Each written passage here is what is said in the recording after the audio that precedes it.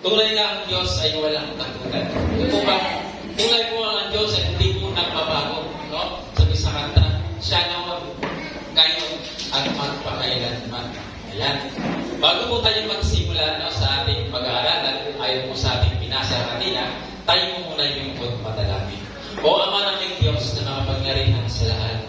Lord, salamat po muli na sa pagkakataon na makapagbahagi, Panginoon, ng ibang lingkod ng iyong salita. Naway sa tayo ng Panginoon ay hindi mo po, Panginoon, sa mga puso at gawin kami, Panginoon, na magsalita amin ng karunungan, knowledge of wisdom, Panginoon, upang aming maunawaan at maintindihan, Panginoon, ang hiwaga na iyong mga salita. Ihanda mo po, Panginoon, ang mga isipan sa pagtanggap ng salita na ito. At ito po ay dalangin sa pangalan ni Jesus. Amen. Yeah.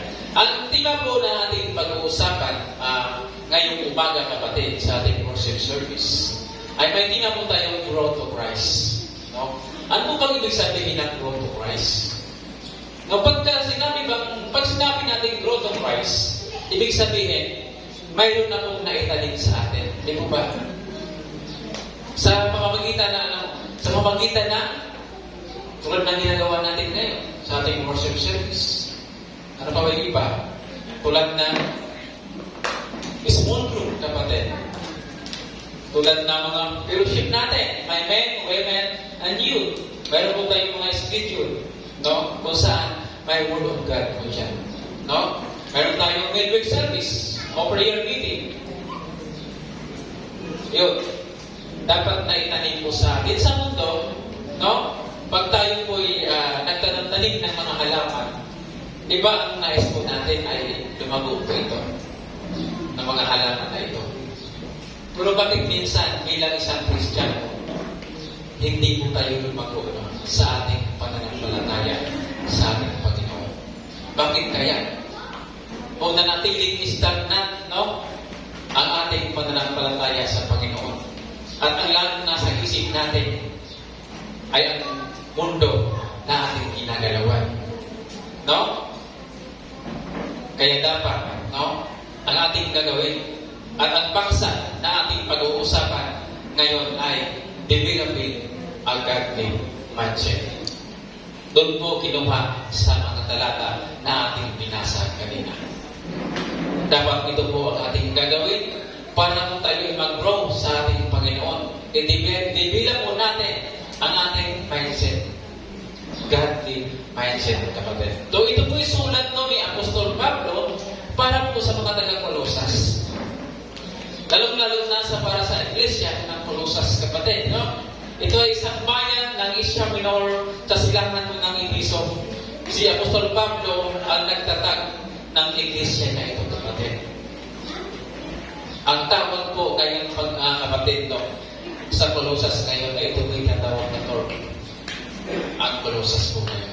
So, isinulat po ito ni Apostol Pablo nung una niyang pagkabilanggo sa Roma noong mga panahong AD 60 hanggang 62, kapatid. No? Ang layunin ng sulat na ito ay para po sa lungatin ang maling katuruan sa mga iglesia doon sa Kolosas. Kung saan itinuturo doon na kailangan ang tao ay sumamba, no? Sa ilang kapangyarihang spiritual. Ito po yung tinatawag na ritual o pamahiin. No? Sumasama sila sa mga Diyos-Diyosan para daw sila ay maligtas. Kapatid. So, ang binigyan din ni Apostol Pablo na ang tanging paraan para po maligtas ang tao sa pamagitan lamang ng pag-isa kay Kristo Jesus. No? Nababahala si Apostol Pablo sa maling katuruan na ito, kapatid. Bakit? Dahil may pananagutan po si Apostol Pablo dahil siya po ang nagpadala doon sa Kolosas ng manggagawa. No? Kaya nais ni Apostol Pablo na ituwid ang maling kaisipan na ito. No? Kaya, kung kaya sa umagang ito ay ating pag-uusapan, sinabi ko kanina, developing a godly mindset. Ito po yung nakasentro pa rin tayo sa ating wider na ating pinag-uusapan last month. Again, ang layunin po ng message na ito ay upang hikayatin at palakasin tayo na mapanatili ang ating pananampalataya, no, sa Panginoon at sa buhay no nais niya para sa atin habang nandito po tayo sa mundo, kapatid. Sabi nga ng isang komentaryo ni Jonathan Stack, isa po siyang German journalist and musician, sabi niya, ang mga simbahan at mga pastor ay nagtuturo ng espiritual na pananampalataya at pagiging disipulo para malaman ng mga Kristiyano kung ano ang ginagawa ni Jesus kapag sila ay naligtas. Hindi lang niya tayo iniligtas, kaya tayo ay makapunta sa langit, kundi gusto niyang baguhin tayo habang papunta tayo doon, kapatid. No? Kapag ginagawa tayong bagong nilalang ni Jesus, binago din niya, no, ang ating isip at paraan ng ating pag-iisip, kapatid. Kaya last Sunday ay binahagi ko sa inyo, no, na ang may paksa na purpose ni Pastor Marlon. Kung ano ang purpose ng ating Panginoon sa buhay natin. Particular na doon po, no, sa purpose. No, sino po bang nakalala nun? Sa una nating tinalakay, sa purpose na ito. Ano yung una? Lagi sumagot. Plan. May plano po ang Diyos para sa atin. Huwag sa atin. Maganda po yung plano ng Diyos sa atin. Kaya lang, yung pangalawa, nagkaroon po ng problema. Nagkasala yung tao. Kaya nagkasala ang tao, kailangan may provision. May mga bayad po, no? After ng provision, yun po yung purpose yung tuloy natin nalakay last Sunday, kapatid. So ngayong umaga, ay titignan naman natin ang isa sa mga paghihikayat po at hamon sa atin bilang mananampalataya. Na hanapin ang mga bagay na makalangit at ituon ang ating mga puso, isipan sa mga ito, kapatid, no? Habang tayo ay nandito ba sa lupa, upang tayo ay lumago sa Panginoon. So ito ay nakikita natin sa mga talatang binasa ko kanina, no? Sa chapter 3, partikular na doon, no, sa verse 1 and 2. Sabi nga doon, yamang tayo nga ay muling binuhay na kasama ni Kristo, hanapin ninyo ang mga bagay na nasa itaas, kung saan si Kristo ay nakaupo sa kanan ng Diyos. Ituon ninyo ang inyong pag-iisip sa mga bagay na nasa itaas at hindi sa mga bagay na nasa lupa. So dito po, mga kapatid, hinahamon ang mga mananampalataya na ituon ang kanilang pagnanais at atensyon sa mga bagay sa itaas o sa langit. So sa halip, sa bagay sa lupa. Bakit po? Bakit po ganun ang sinasabi na ituon ang ating kaisipan sa paglangit?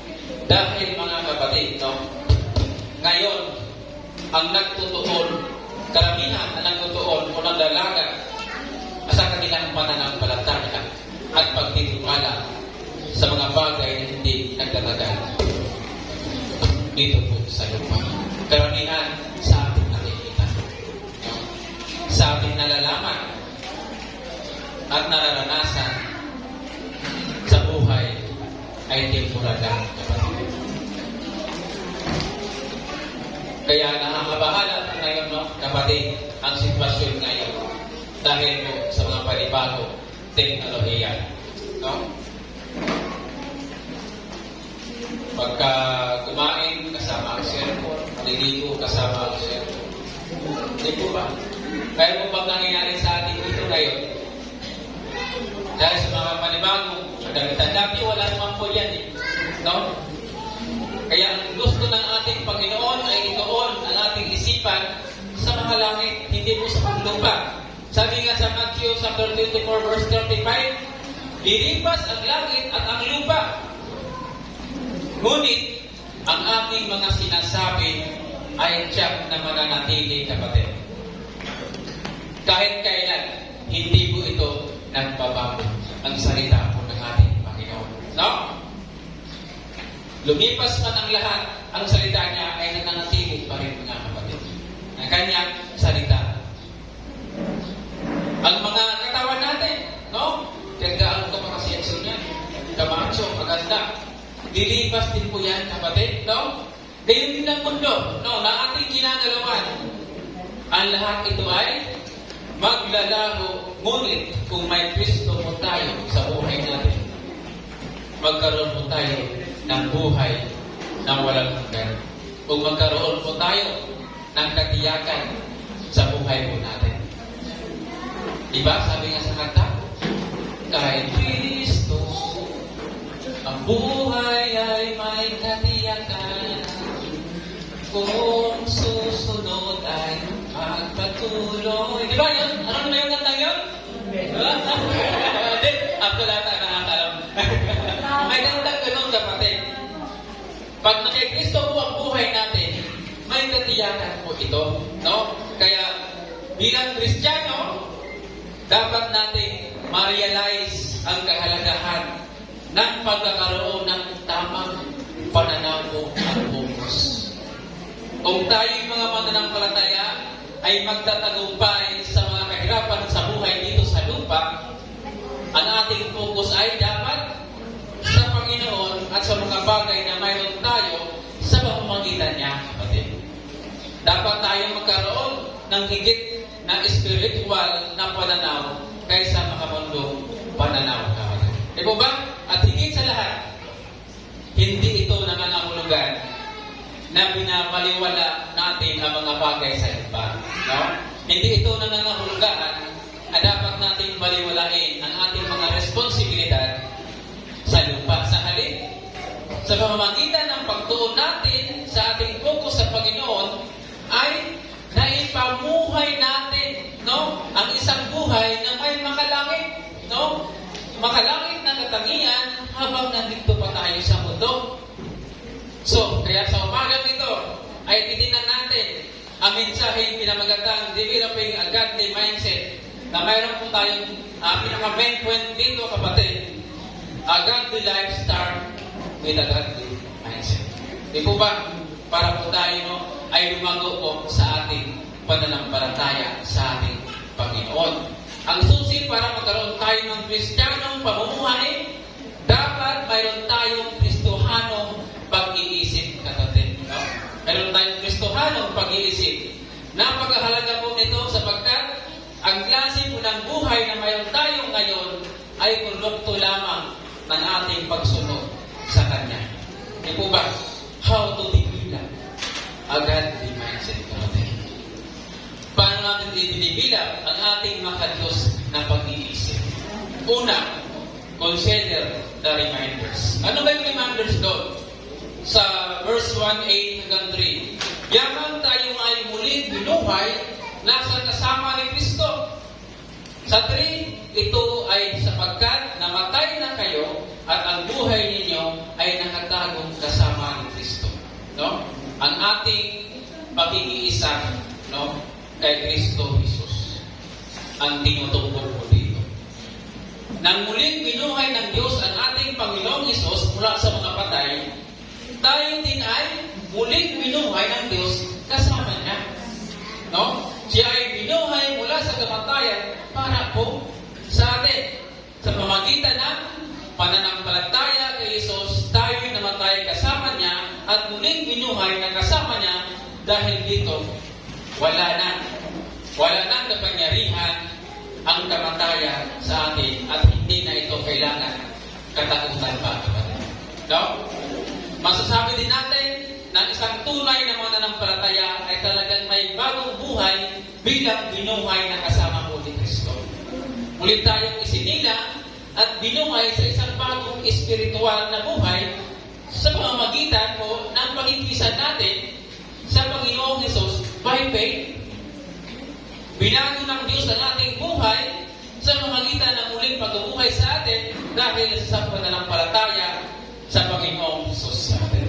Sabi nga doon sa 2 Corinto, chapter 5, verse 17, kaya kung nakipag-isa na kay Kristo ang isang tao, isa na siya bagong nilalang. Wala na ang dati niya pagkatao, sa halip ay napalitan na ng bagong kapatid. Wala ka na po sa kalitiman. Isang bagong nilalang na po tayo, kapatid. At ang buhay natin ay na kay Kristo na. Diba?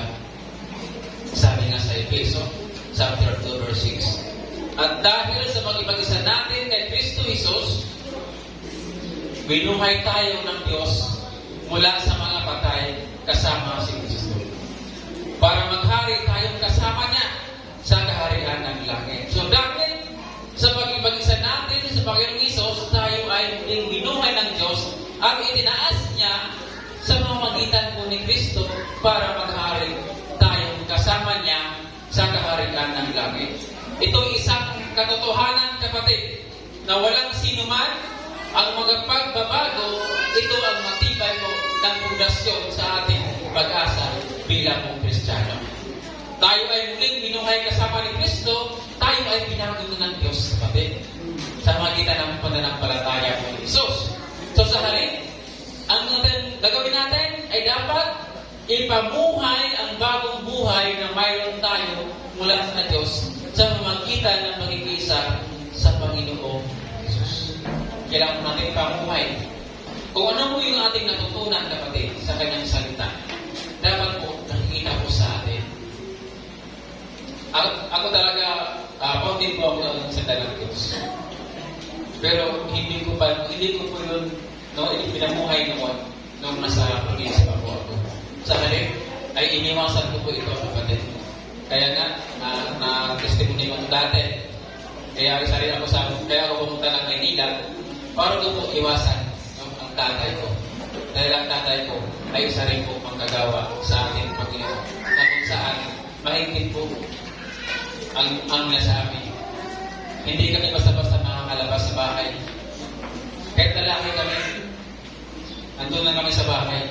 Pag may pistahan, may sayawan, hindi ko kami nakakapunta doon hanggang kung tumatakas kami, maaari pa.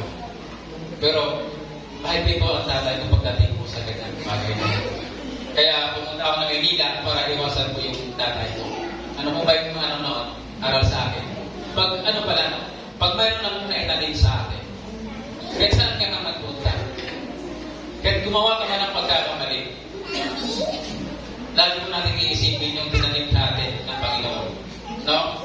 Babalik ka pa rin sa Kanya. Kahit ano man. Kung saan ka man pag-iwan ka pa sa iyong pananampalataya, bumalik pa rin ako sa Kanya. Kaya, pwede kang tumakbo, pero hindi ka pwede magtago po sa ating Panginoon. Pag tinawag ka talaga ng Panginoon. No? Kaya, sabi doon, ang pagbalaya ng Panginoon sa atin, no? Partikular nun sa verse 3, ito ay sapagkat namatay na kayo at ang buhay ninyo ay natatagong kasama ni Kristo sa Diyos. Ito po, no, binibigyang diin ni Apostol Pablo, ang dahilan, ang pamumuhay sa mga langit ay ang pamantayan para sa mananampalataya. Ito ay dahil sa mga mananampalataya ay namatay sa kasalanan sa pamamagitan ng kanilang pagkakaisa kay Kristo sa kanyang kamatayan at muling pagkabuhay. Sabi doon, dead to sin and alive in Christ. No? Dead to sin and alive in Christ. Ganun po ang nangyayari po sa atin, kapatid. No? Sabi doon sa 2 Corinthians, chapter 5, verse 17, sabi ng Ingles, therefore, if anyone is in Christ, he is a new creator, kapatid. The old things pass away. Behold, new things come. No? The old you is gone, wala na. Dapat bagong nilalang na po tayo. No? Patay na ang dati nating pagkatao. At namuhay na tayo ayon kay Kristo. No? Sabi nga sa Galatians, chapter 2, verse 20, kaya hindi na ako ang nabubuhay ngayon, kundi si Kristo na ang nabubuhay sa akin. At ang buhay ko ngayon sa katawan ay ikinabubuhay ko sa pamamagitan ng pananampalataya sa anak ng Diyos na nagmahal sa akin at naghandog sa kanyang sarili para sa akin. We are dead to sin. Amen po ba? Hindi po ba?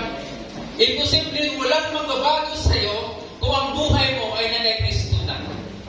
Sino mo dito na kay Kristo na hindi nagbabago, hindi nag-transform? Di ba? Imposible po, kapatid, na hindi magbabago ang buhay mo. Pag ikaw ay namuhay na, naayon na sa kalooban ng Diyos. No? Babaguhin natin ang ating pag-iisip. No? Ano pa? Ang mga gusto natin, babaguhin ang ating Panginoon yan. Nung mga awit na ating kinakanta, babaguhin po natin na. Babaguhin ng Diyos yan, kapatid. Yung ating panangalita, no? Babaguhin mo ng Diyos yan. Imposible. Walang pagbabago pag ikaw ay Kristiyano na. Pero kung walang nagbago, kapatid,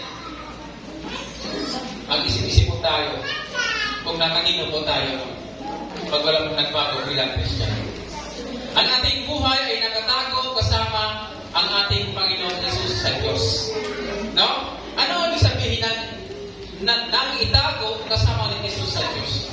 Nung naitago kami doon, first, ang katotohanan ng iyong buhay ay nakatago kasama ni Kristo ay nangangahulugan lamang, kapatid, na ikaw ay ligtas na, no? At ikaw may katiyakan na sa buhay natin pag ikaw po ay nakatago sa ating Panginoon.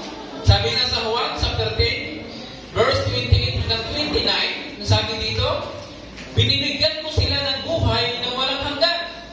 Hindi sila malilipol magpakailanman. Walang sinumang makakaagaw sa kanila sa aking kamay. Ibinigay sila sa akin ng aking Ama. Siya ay higit na dakila sa lahat. Walang makakaagaw sa kanila mula sa kamay ng aking Ama. Kung ang Diyos ay panig sa atin, sino po ang lalaban sa atin? Ano ba? No? Kung ang buhay po natin ay nakatago kay Kristo Jesus, walang sinuman ang nakakaagaw sa iyo sa kamay po ni Kristo. No? At walang sinuman ang nakakaagaw sa iyo sa kamay ng Diyos Ama. Sabi nga sa Romans 8, verse 39, walang sinumang magpaghihiwalay sa atin mula sa pag-ibig ng Diyos na kay Kristo Jesus na ating Panginoon. So, meaning to say, nakakatiyak tayo na walang anuman ang magpaghiwalay sa atin sa pag-ibig mo ng ating Panginoon. No? Maaaring humaharap tayo sa mga paghihirap at pasakit sa buhay, no? Mga hindi mga pagsubok na ating naranasan, ngunit hindi tayo pabayaan ng ating Panginoon, kapatid. Ang kanyang pag-ibig ay napatunayan na nasa krus ng Kalbaryo, kapatid. No? At ito'y nanatiling matatag para po sa kawalang hanggan. Pangalawa, iba ang ating buhay at kung minsan ang mga pagkakaibang ito ay maaaring magsusulot sa ating pag-uusig. Diba? Pag binago na ng ating Panginoon, mag-iba na yung buhay natin. Mag-iba na yung tao na ating sinasamahan. No? Sabihin sa iyong kaibigan mo dati, kasama namin yan dito.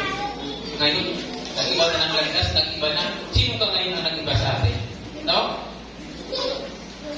Okay, pangalawa, ang punto, how to develop a godly mindset. Pangalawa, carry out the responsibility. Sabi doon sa verse 1b and 2, hanapin ninyo mga bagay na sa itaas, kung saan si Kristo ay natuto sa kanan ng Diyos.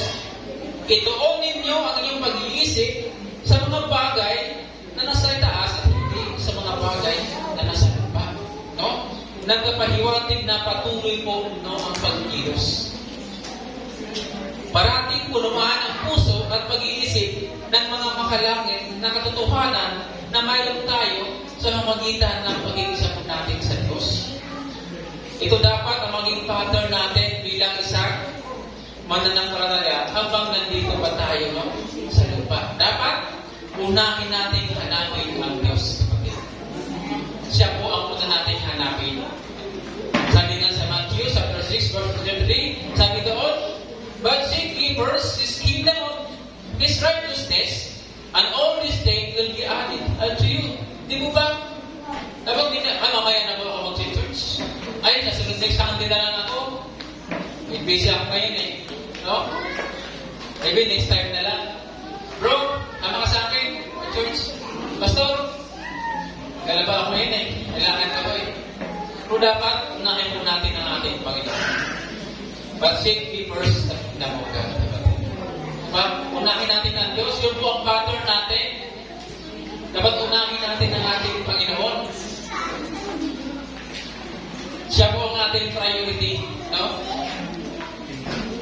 Sinabihan ni Apostol Pablo ang mga mananampalataya na patuloy na naisip na mapunan ang kanilang isip at puso ang mga katotohanan ng panlangit habang nandito tayo sa lupa. No? Ano nga ba ang mga bagay na panlangit? Ano ba yung sinasabi ko? Ang mga bagay na panlangit ay ang mga bagay na tumatagal magpakailanman. At ang salita ng Diyos ay magpakailanman. Ating kaligtasan ay magpakailanman. Ang pagpupuri at paglilingkod sa Diyos ay magpakailanman. Di po ba? Yun po yung panlangit na kaisipan, kapatid. Yung mga bagay na panlangit na dapat natin isang puso po natin. Yung mga bagay na hindi po nakikita. Ayon sa Pilipos, chapter 4, verse 8, sa katapusan, mga kapatid, anumang mga bagay na totoo, anuman ang marangal, anuman ang matuwid, anuman ang dalisay, anumang bagay ang kaibig-ibig, anuman ang mga mabuting ulat, kung mayroon mang kabutihan at anumang kapuri-puri, ang mga bagay na ito ang isipin ninyo. Dapat ang Diyos po ito ang napupurihan, kapatid. Ang mga langit po na pag-iisip. Ang ganitong kaisipan ang nangingibabaw sa isip ng isang taong makadiyos. At nagdudulot ng mga ugaling makadiyos sa kanila. No? Alam natin na maraming mananampalataya ang nabubuhay ng talunan at walang bunga dahil hindi nila hinanap ang mga bagay na tungkol po sa ating Panginoon. No? Ang kaisipan ng mundo, ang mga gawa ng mundo, at ang kasalanan ng mundo ang mas pinatutuunan at ng isip at gawa kaysa bagay na nais po ng Diyos para po sa atin. As followers of Christ, para po tayo ay lumango kay Kristo. Sabi nga sa Kalawang Korinto, sa 5, verse 7, for we walk by faith, not by sight.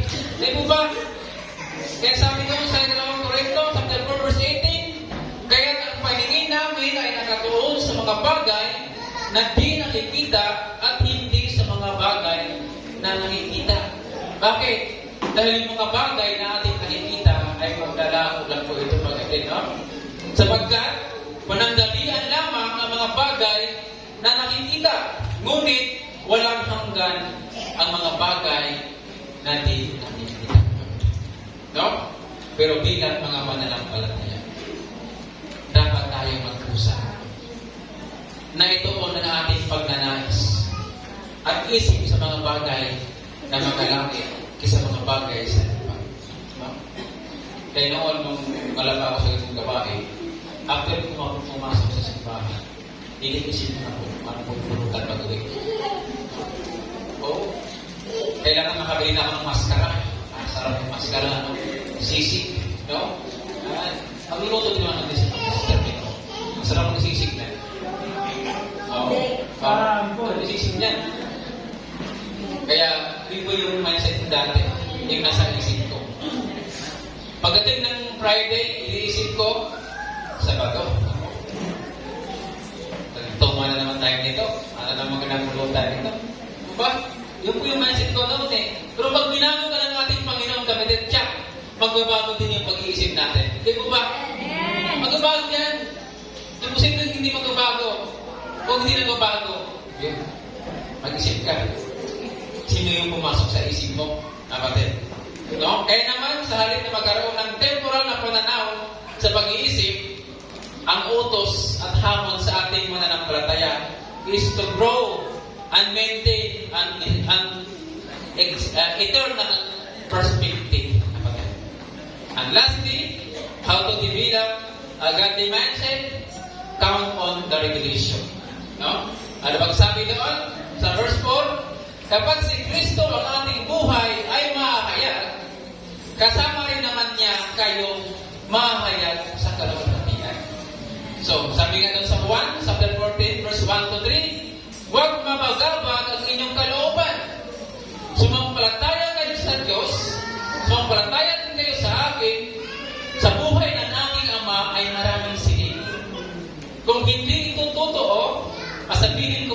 inyong pupunta ako roon upang ipaghanda ko kayo ng inyong matitirhan. At kapag naipaghanda ko na kayo ng matirhan, ako'y babalik at isasama ko kayo upang kayo'y magpagapiling ko kung saan ako naroon. No? Mayroon naman ocular na nangyayari sa kaharian ng langit.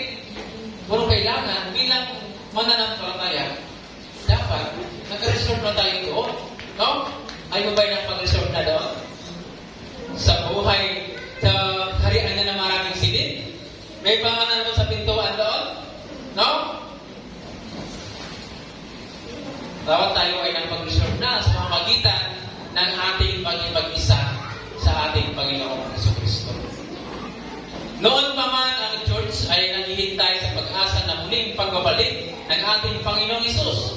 Hinihintay natin na muling bumalik ang ating Panginoon sapagkat alam natin, kapatid, na hindi tayo magkatagal dito sa mundo. Di ba? Tayo bilang mananampalataya ay may higit na lugar sa inasahang mapuntahan. Ang langit ng pangako po ng ating Panginoon sa atin. Sa ngayon, habang hinahantay natin ito, kapatid, tayo ay dapat nabubuhay na ang inasahan natin at inspirasyon natin ay ang muling pagbabalik ng ating Panginoon. Di ba? Kaya po, ang instant mo ng kamukok natin ay Jesus Christ is our Savior, Sanctifier, Healer, and Coming King. Yung po yung instant ng kamukok. Yung apat na yan, kapatid. Magiging magapangyarihan at matagumpay ang pagbabalik ni Jesus. At ito ay magiging panahon ng kalungkutan para sa mga hindi nanampalataya at panahon naman na higit na pagsasaya para naman doon sa mga sumusunod sa Kanya. Saan po tayo doon? Sa palungkot? Masaya. Hindi ba?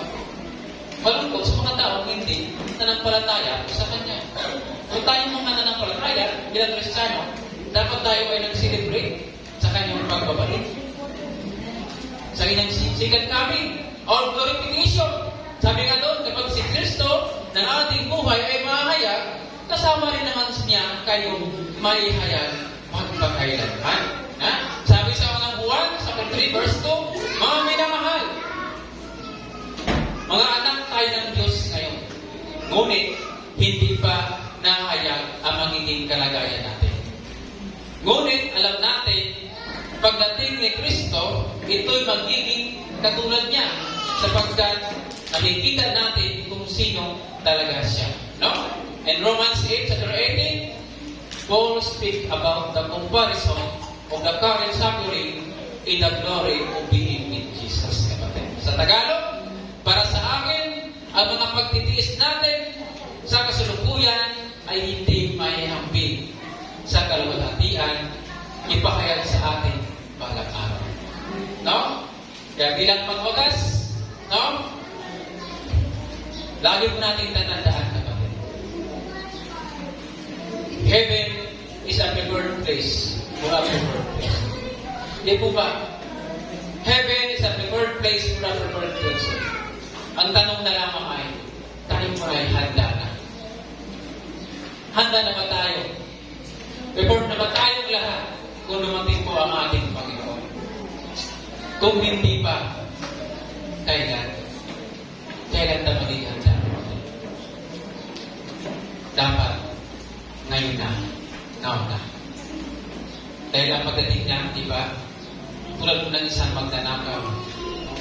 Hindi mo alam kung ay ng bahay na siya'y magnanakawan.